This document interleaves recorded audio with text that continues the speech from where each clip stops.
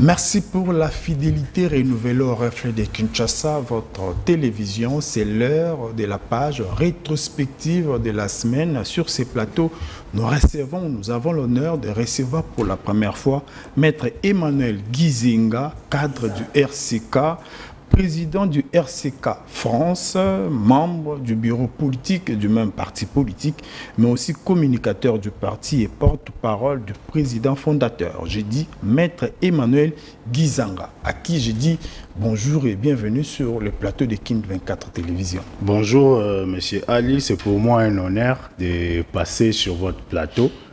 C'est vraiment, je vous remercie et je remercie l'équipe technique et tous ceux qui m'ont accompagné aujourd'hui.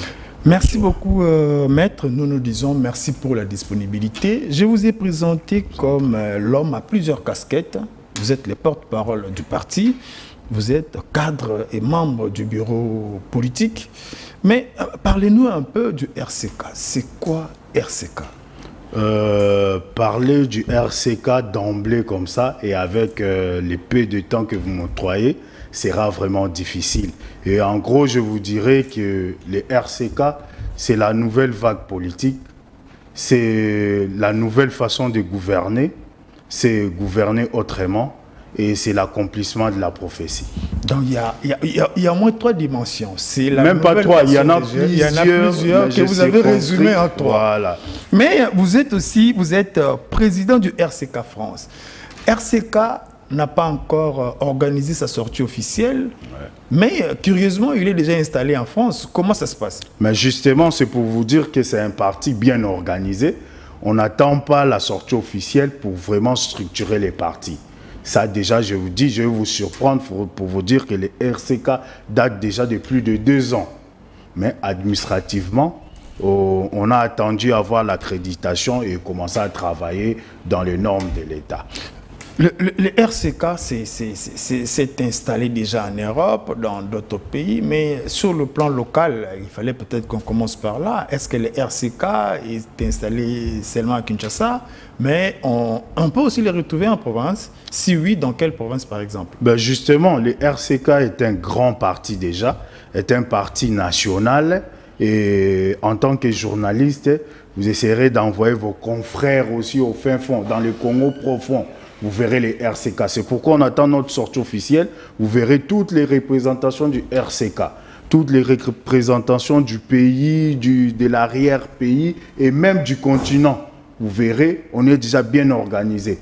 Parce que nous, on a déjà commencé, par asseoir d'abord les partis, asseoir l'image et la vision du président fondateur et après nous réformer ici dans la capitale au siège national. Maître Emmanuel, vous parlez du président national, du représentant suprême. Pouvons-nous connaître ces derniers? Oui, c'est mon guide suprême. Moi, je dirais, moi je l'appelle toujours l'accomplissement de la prophétie. Donc, c'est le roi divin. C'est lui qui va être roi de ces grands royaumes. Donc c'est monsieur, son éminence. Déjà, je profite de l'occasion pour les saluer et lui présenter ses honneurs et tout. Donc c'est le président national fondateur Samuel Massambouki, comment j'appelle, chef spirituel d'une grande communauté aussi. La communauté massamboukidiste et représentant légal de l'église Lumière du Christ au Congo. Donc c'est une personne qu'on suit déjà dans les médias, dans les réseaux sociaux aussi, dans ses prises de position et dans tout. Donc c'est une personne qu'on connaît déjà. Donc, une figure qu'on connaît, mais on connaît le représentant légal, les chefs spirituels sous une autre casquette. Voilà. Vous le dites, il est représentant légal, il est chef spirituel, mais ici, il est maintenant président national, guide suprême du parti RCK. Est-ce qu'il n'y a pas contraste? Non, il n'y a pas contraste. Je vous ai parlé de la prophétie. Quand il y a eu la prophétie, on nous a dit qu'il y aura un dirigeant qui viendra et qui va rassembler tous les 3 pouvoirs. Je dirais les pouvoirs spirituels, les pouvoirs scientifiques, intellectuels et les pouvoirs politiques. Donc lui, à cet effet, il avait déjà son pouvoir spirituel parce qu'il gère déjà sa grande communauté. Pour ça, il est connu. Il est connu et tout. Et il y avait aussi les pouvoirs scientifiques parce qu'il fait ses épreuves et tout, ses recherches et tout. Et il a étudié. Il publie, il écrit et tout. Donc, il y avait déjà les pouvoirs scientifiques parce qu'on réfléchissait ensemble. Et il restait que les pouvoirs politiques. C'est pourquoi les pouvoirs politiques viennent sortir par les biais du RCK. Et c'est par les RCK qu'on va accomplir cette prophétie-là qu'on a attendue pendant de longues années. RCK, c'est l'accumulation des trois pouvoirs, vous l'avez dit, scientifique, spirituel et politique. Mais c'est quoi, c'est vrai, vous l'avez dit, c'est quoi la particularité? Parce que le pays compte déjà plus de 500 partis politiques, pour ne pas dire même 700. Mais c'est quoi ce que va nous apporter le RCK, votre cher parti, comme nouvelle recette? Mais justement, c'est ce que je disais, parce que vous avez cité 500 partis politiques. Mais vous ne me citerez pas un parti politique ou une dizaine de partis politiques qui a rassemblé tous ces trois pouvoirs. Parce qu'on voit que les politiciens qui viennent avec la politique accompagnée de la démagogie, accompagnée de détournements et autres. Mais maintenant, on voit un chef spirituel qui entre dans la politique. Un chef spirituel qui dit c'est vraiment le moment. Si on ne se réveille pas pour l'Afrique, on ne se réveille pas pour le Congo, il n'y aura personne qui va le faire à notre place. Et voilà la particularité. On vient avec un éveil de conscience. On vient pour dire au peuple africain, réveillons-nous et prenons les choses en main. C'est notre temps, c'est notre moment. Et on est là pour parler de l'essentiel de l'actualité de la semaine avec Maître Emmanuel Gizanga, je l'ai dit. Merci. Cadre du RCK, mais aussi président du RCK France.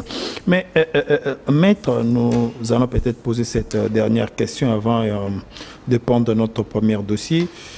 Le RCK se situe de quel côté?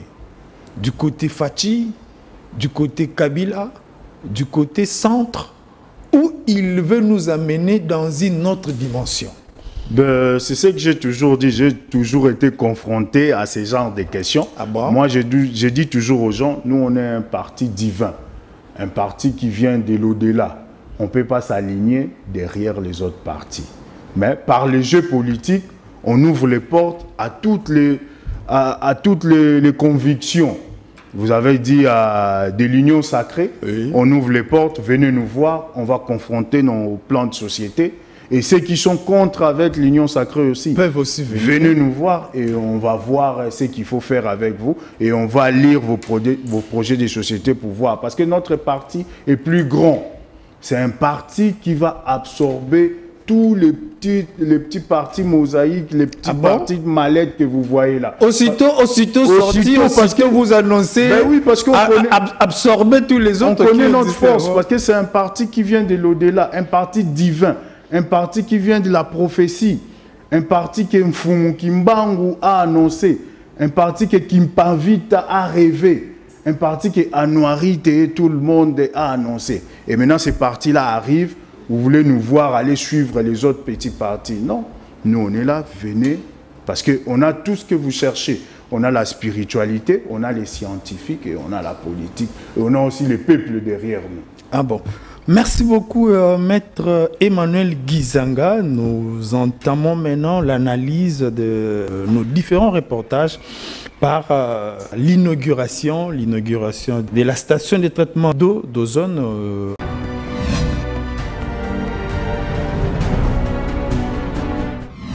Lancée au mois de décembre 2019, la station moderne de traitement d'eau de Binza Ozone est opérationnelle depuis ce jeudi 23 février 2023. C'est le chef de l'État, Félix-Antoine Tshisekedi Tshilombo, qui a inauguré personnellement le premier module de ce complexe moderne qui vient résoudre le problème d'accès d'eau de plus de 1000 Kinois.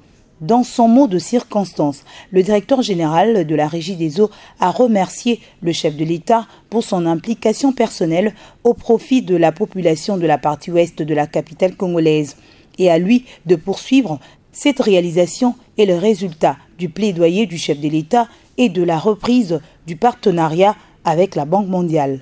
En ce jour de l'inauguration de la première phase de l'usine d'Ozone, Nous vous disons sincèrement merci, Monsieur le Président, pour votre implication personnelle qui a conduit à la réussite de ce projet.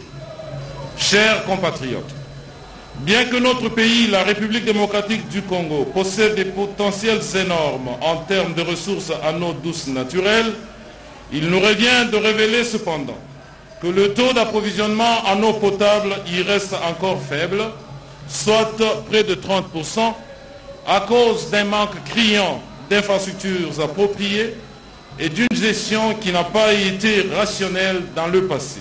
Le centre de captage d'eau moderne a une capacité de production de 110 000 mètres cubes par jour. Après la coupure du ruban symbolique et le dévoilement de la plaque commémorative, Félix-Antoine Tshisekedi a visité le premier module du centre de captage d'eau qui a son centre installé vers l'hôpital de la Rive, signalant que l'inauguration de ce premier module sur les 3 prévus a eu lieu en présence des membres du gouvernement Sama qui travaillent pour l'accès aux besoins sociaux de base de Congolais. À en croire le directeur général de la Régie des eaux, cette infrastructure moderne vient réduire le faible taux d'approvisionnement des Quinois en eau potable.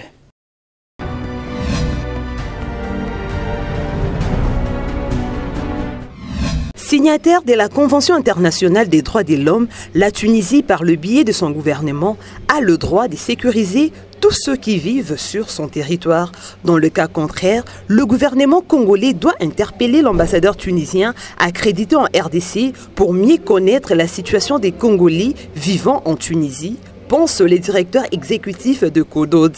L'heure de l'apartheid est déjà passée et que si le président tunisien incite ses compatriotes à une apartheid qui ne dit pas son nom, c'est vraiment condamnable. Et j'estime que les Congolais étant aussi victimes de cette situation anarchique ou une situation que nous qualifions barbare du président tunisien, il est important dans un premier temps que le vice-premier ministre, les ministres des Affaires étrangères convoquent l'ambassadeur tunisien pour en savoir plus.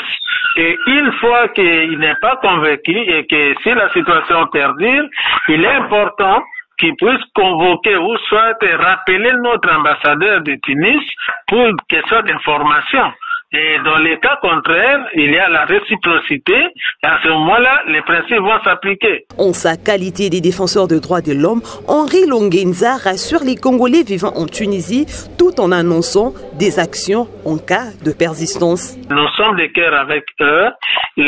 En tant que défenseurs des droits humains, tous les défenseurs des droits humains, nous prenons la situation à cœur et nous tenons à l'œil pour que leurs droits soient respectés et que là, ils ne sont pas dans une situation d'irrégularité. Même s'il était une situation d'irrégularité, il y a des normes. Nous les garantissons que nous devons veiller avec tous nos collègues pour que le gouvernement veille à leur intégrité physique et morale et au cas de besoin, si on voit que ça perdure comme c'était le cas en Libye partout et que le gouvernement prenne les responsabilités pour les sécuriser, mais ils doivent garder le calme et ils doivent être prudents. C'est depuis plus ou moins 2 semaines que les Africains noirs en général et Congolais en particulier sont maltraités en Tunisie.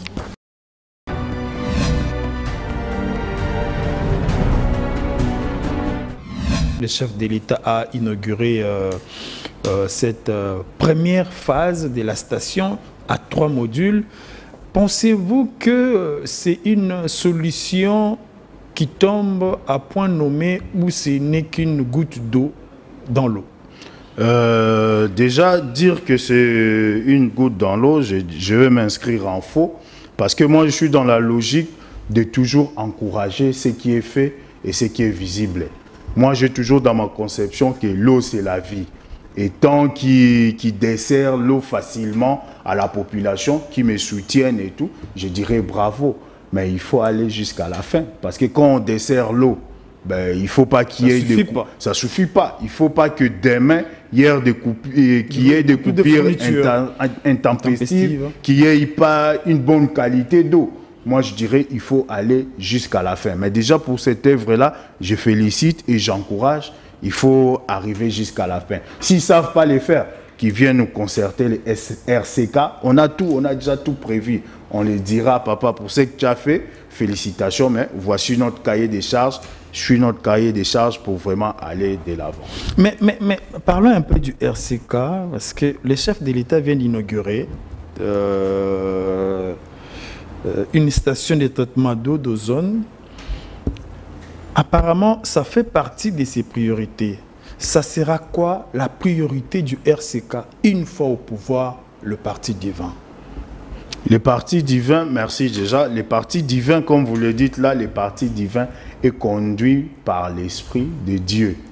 On ne peut pas vous dire en avance ce qu'on fera en avance. Mais je dirais toujours, on fera ce qui sera dans les biens du peuple congolais. On va tout faire déjà pour ramener les pouvoirs au peuple. On va tout faire pour revaloriser nos ancêtres et nos origines. Mais on ne peut pas tout dévoiler ici. Si vous voulez savoir, on a notre projet de société, on a notre statut. Venez au siège, vous allez lire. Et on ne peut pas tout dévoiler parce qu'il y a trop d'usurpateurs. Ils vont usurper, faire leur toutes nos idées qui viennent et ils vont lire. Mais on vous dit déjà, c'est un parti divin. Donc le peuple, c'est Dieu. La voix du peuple, c'est la voix de Dieu.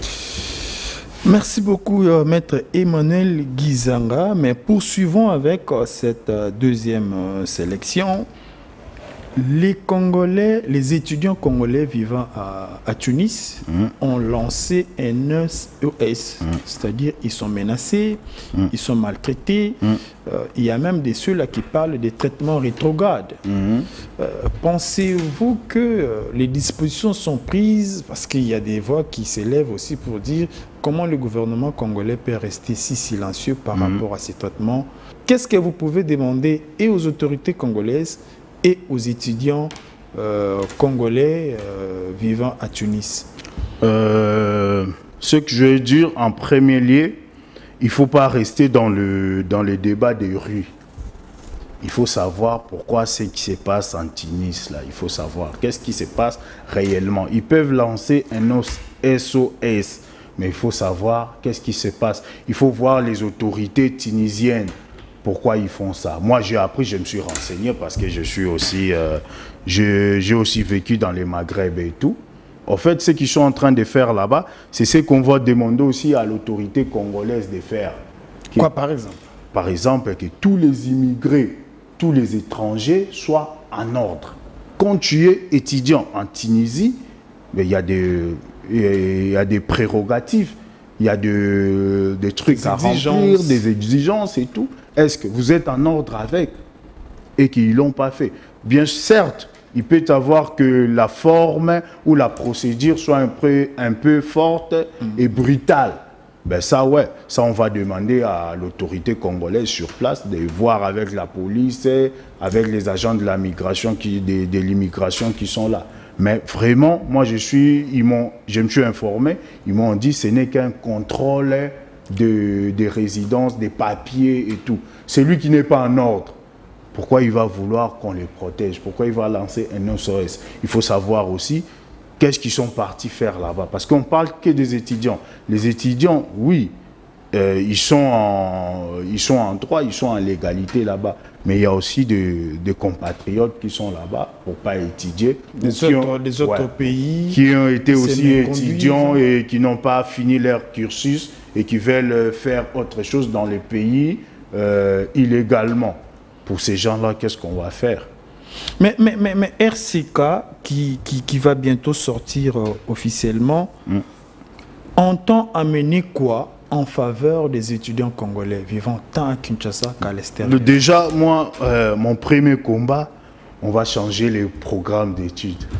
Ah bon? On va changer, on va tout enlever.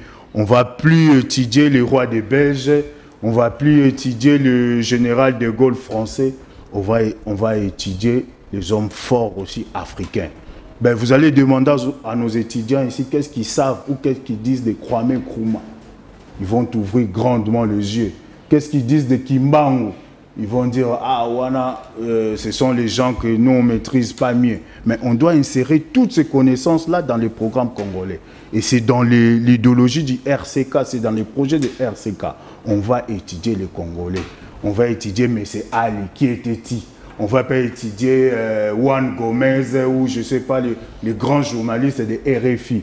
On va étudier les grands journalistes congolais. Donc faire la promotion de ce qui est congolais. Ce qui est congolais, ce qui est africain.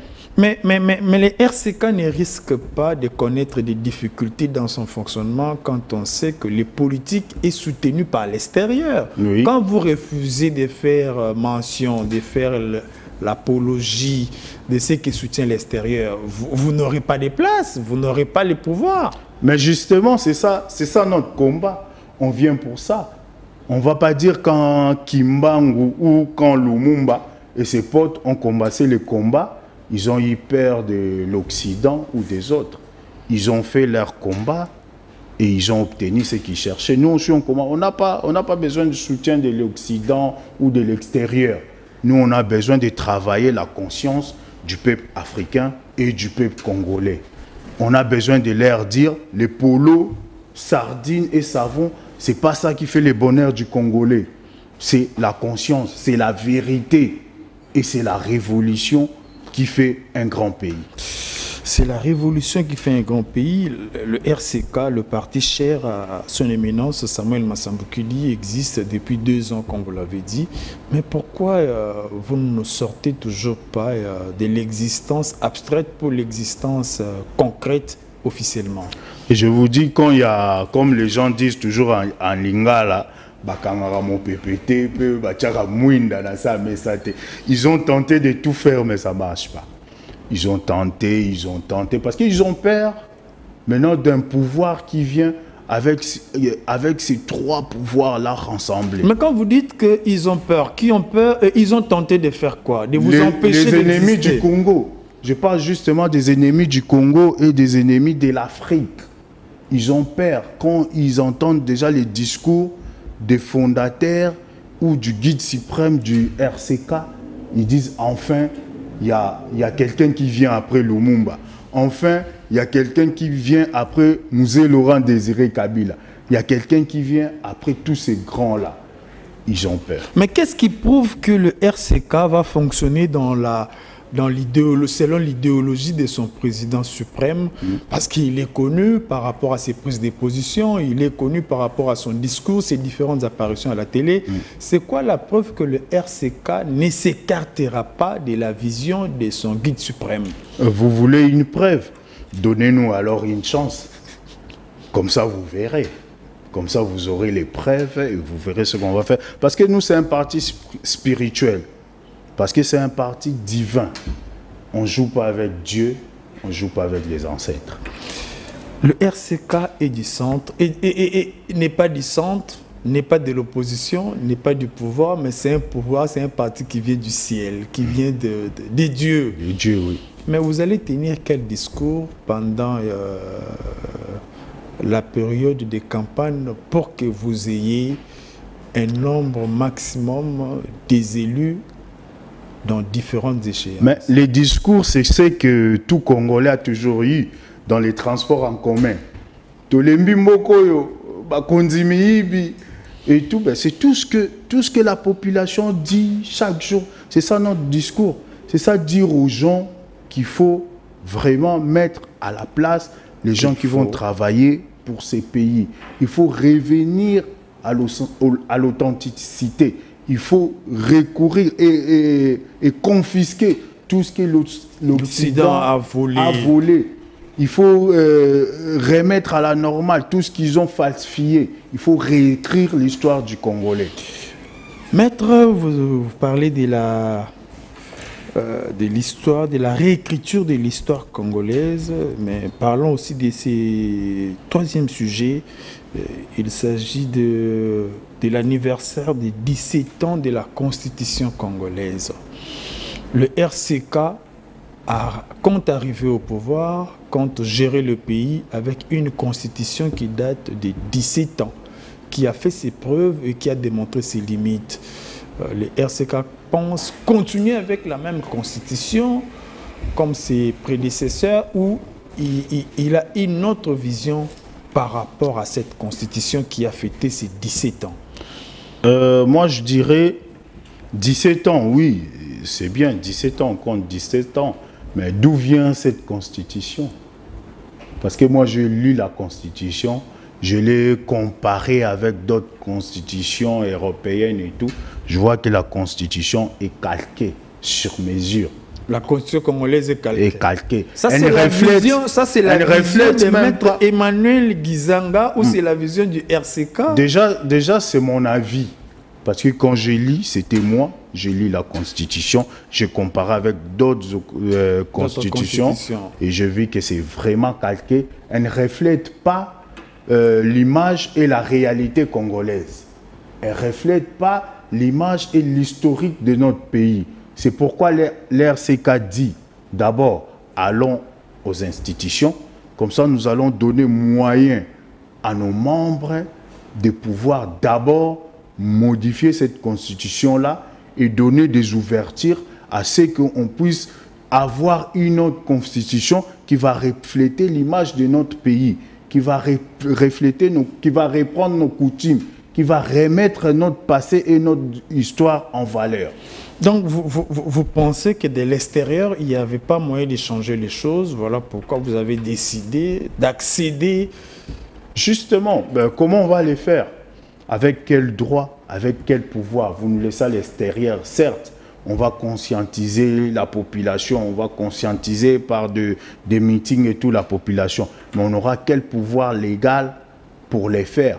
Pour proposer toutes ces lois-là qu'on a dans nos tiroirs pour changer les choses en RDC. Vous n'avez pas peur, vous, membres du RCK, surtout que vous êtes cadre et membre du bureau politique, vous n'avez pas peur de certains discours selon lesquels l'homme des dieux doit être apolitique? Mais là, le guide suprême se mêle... Sans vous couper la parole, il faut me montrer noir sur blanc, c'est écrit où? Que l'homme...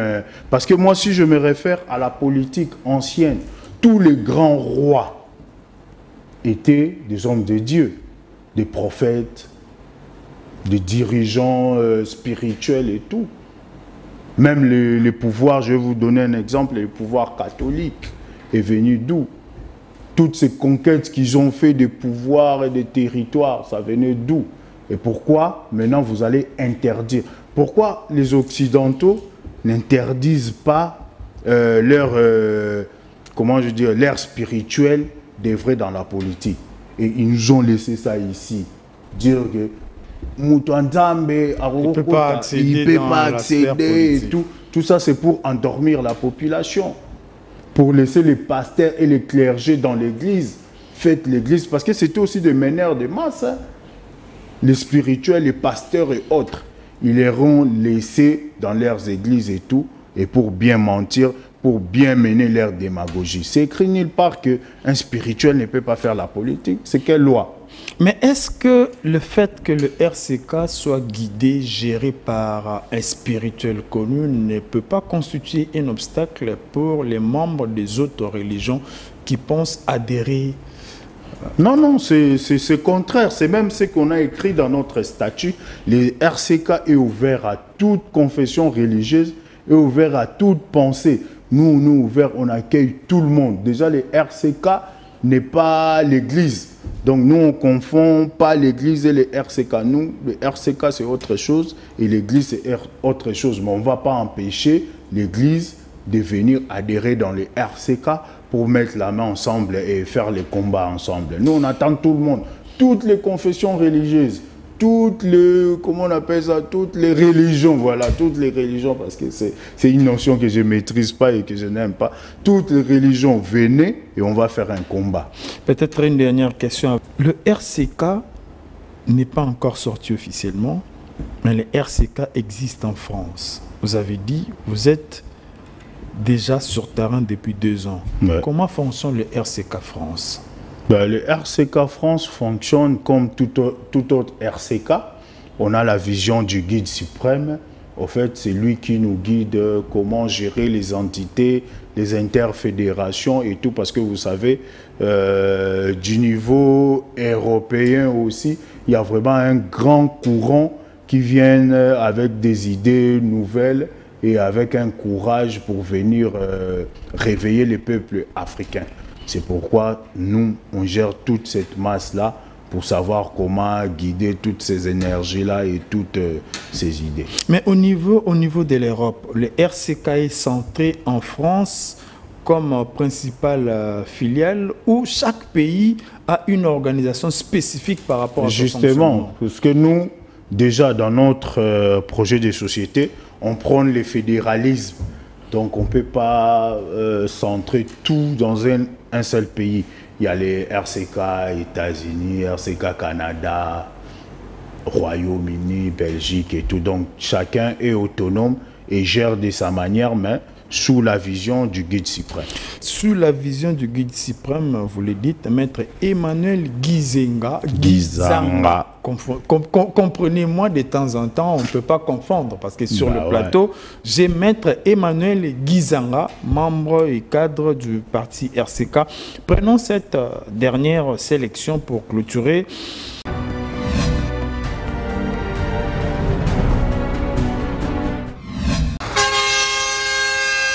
Alors que les travaux de construction et de réhabilitation de la RN1 à hauteur des Matadi-Mayo, coupés après la pluie du 13 décembre 2022, n'ont pas encore pris fin, la RN1 est de nouveau en danger.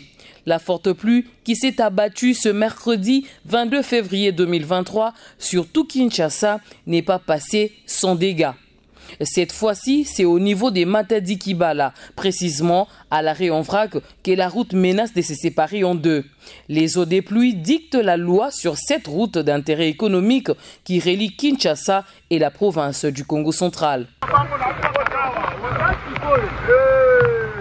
Le caniveau nouvellement construit a été emporté, créant une brèche dans la terre et une tête d'érosion et ainsi né et des blocs de terre se sont écroulés dans la fossée qui s'élargit vers les maisons environnantes. Outre la commune de Mongafula, qui subit les dégâts causés par Dame la pluie, plusieurs autres communes également ont été victimes des inondations, notamment la commune de la Gombe, plus précisément sur le boulevard du 30 juin, dont son tronçon compris entre croisement 24 novembre et le boulevard jusqu'au niveau de l'avenue de la Justice. Même situation observée sur Wileri, dans la commune de Kitambo, Bandalungwa et Barumbu pour ne citer que celle-là. Précisons qu'aucune perte en vie humaine n'est signalée jusque-là.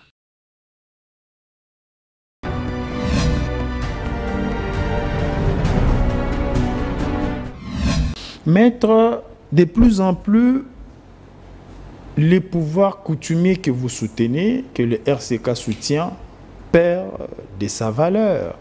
Une érosion qui risque de couper pour la énième fois la route nationale numéro 1 à la hauteur de Matadi-Kibala. Apparemment, les problèmes se posent à ces mêmes niveaux-là. Hier, c'était Matadi-Kibala avec l'accident du courant électrique. Aujourd'hui, c'est la route nationale qui est encore menacée. Il y a un mois, c'était... Apparemment, il y a un problème.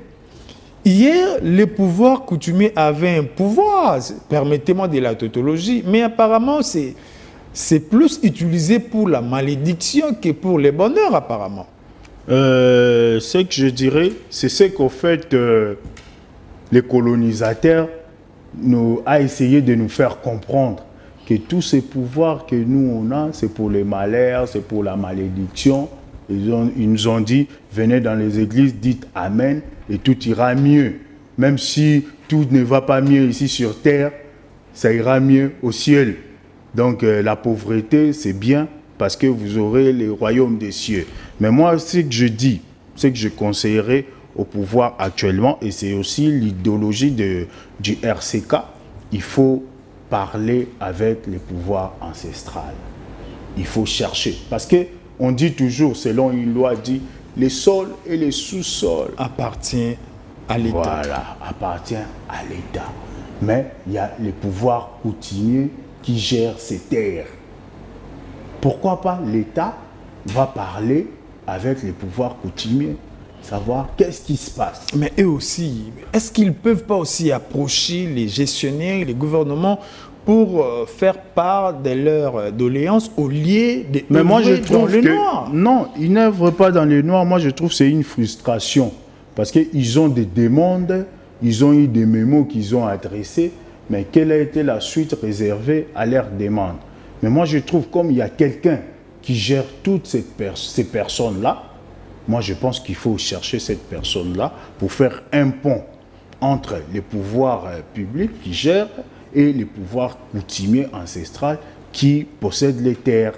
Et la personne qui gère, vous la connaissez, c'est son éminence Samuel Massamboukidi. C'est pourquoi j'implore aux autorités étatiques d'approcher Samuel Massamboukidi et il va faire les ponts avec les chefs qui gèrent cette contrée-là, savoir pourquoi il y a toujours des problèmes sur cette même partie-là. Qu'est-ce qu'on peut faire? Mais moi, je me pose autant de questions, maître.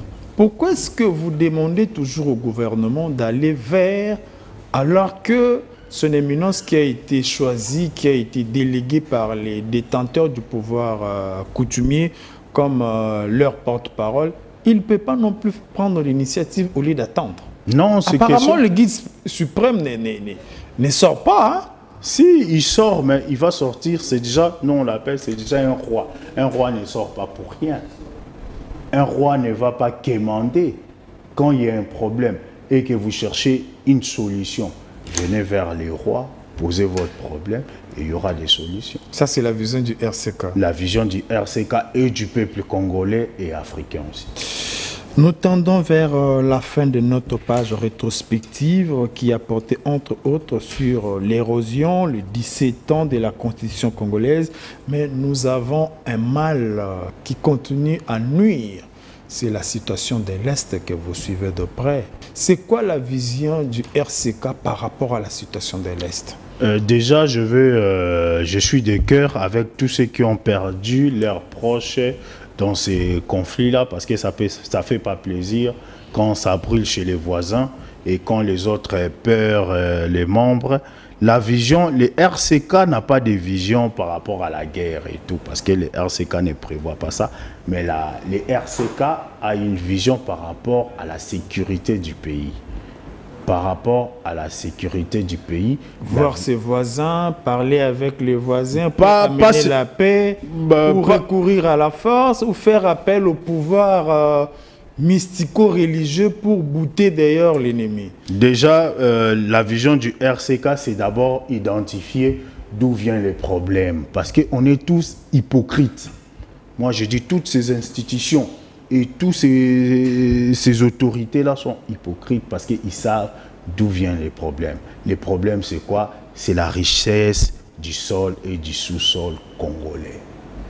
Ils veulent créer une situation d'instabilité pour piller la richesse du pays. C'est ça le problème. Et ça sert à quoi? L'apport... La solution du RCK, l'apport, déjà, il faut qu'on ait la possibilité d'apporter quelque chose. Apporter quelque chose, il faut qu'on soit dans les institutions. Il faut qu'on gère avec eux et on va dire, écoutez, nous, notre apport est celle-ci. Et la solution c'est quoi? Envoyer RCK aux affaires. Parce qu'actuellement, la solution, il faut que l'État congolais, il faut que les Africains comprennent que ce sont les Occidentaux qui créent ces voies de tension et qui vendent les armes pour tuer nos propres frères, nos mères et nos enfants. Vous êtes RCK France. Est-ce que vous vous êtes fait enrôler à Kinshasa? Bien sûr, j'étais même parmi les premiers parce qu'il s'est fait que, comme on préparait la sortie officielle, je me suis retrouvé à Kinshasa et je me suis fait enrôler à Kinshasa. Comment les membres du RCK France vont s'enrôler pour donner de la voix? Ils vont s'enrôler en France et soutenir les guides suprêmes, les rois divins à distance aussi par rapport aux prérogatives qui leur seront accordées. Mais là, vous êtes du côté du pouvoir parce que quand vous parlez de l'enrôlement, c'est vrai que c'est un devoir civique, oui. Mais ce n'est pas une prise de position qui va dans le sens du PPRD qui est dans l'opposition parce que selon le PPRD, il ne faut pas s'enrôler parce que les conditions ne sont pas idéales. Mais le RCK accepte et pousse les Congolais à... Moi, je n'ai pas encore réussi, en tant que porte-parole du RCK, je n'ai pas encore réussi un représentant du PPRD venir m'apporter leurs allégations pour me convaincre et les membres du RCK de ne pas s'enrôler. Tout ça, nous, on n'est pas dans ça. Nous, on est dans la voie officielle, on n'a rien reçu et on demande vraiment à nos membres et tous nos sympathisants de s'enrôler parce qu'on cherche que les RCK soient dans les institutions et qu'on puisse changer les affaires de l'intérieur. Merci beaucoup, c'est la fin de cette page rétrospective. Nous avons reçu sur ces plateaux Maître Emmanuel Guizanga, cadre du RCK, mais aussi président du RCK France, membre du bureau politique et communicateur du parti, et en dernier lieu, porte-parole du parti et du président fondateur. Peut-être un dernier message au Congolais. Un dernier message, comme je dis toujours, partout où je passe, nous, on n'a jamais de dernier message. Parce que les messages vont continuer, mais nous, moi, je lance toujours un appel. Je dis toujours au peuple congolais, au peuple africain, réveillons-nous. Notre avenir est entre nos mains. Réveillons-nous, parce que quand Lumumba et ses compatriotes se sont levés pour demander la liberté, ils n'avaient même pas ce que nous avons aujourd'hui. C'est pourquoi on demande au peuple congolais, réveillons-nous, mettons ceux qui n'ont pas les mains sales aux affaires, qu'on puisse changer les choses. Et je profite aussi de l'occasion de saluer tous les membres du RCK, tous les frères du bureau politique et surtout mes respects à son Excellence, le président fondateur Samuel Massambukidi. Une fois de plus, je le remercie pour la confiance qu'il m'accorde toujours et je demande à tous les peuples congolais d'attendre, d'ouvrir l'oreille. Bientôt, il y aura une autre date pour la sortie officielle et on sera tous au stade des martyrs pour montrer à cet usurpateur que les peuples congolais, les peuples africains se réveillent maintenant. C'est avec ces mots du porte-parole national du RCK, mais aussi communicateur du parti, que nous mettons un terme à cette page rétrospective. À vous tous qui avez choisi le reflet de Kinshasa, nous disons merci et restez branchés. À la prochaine.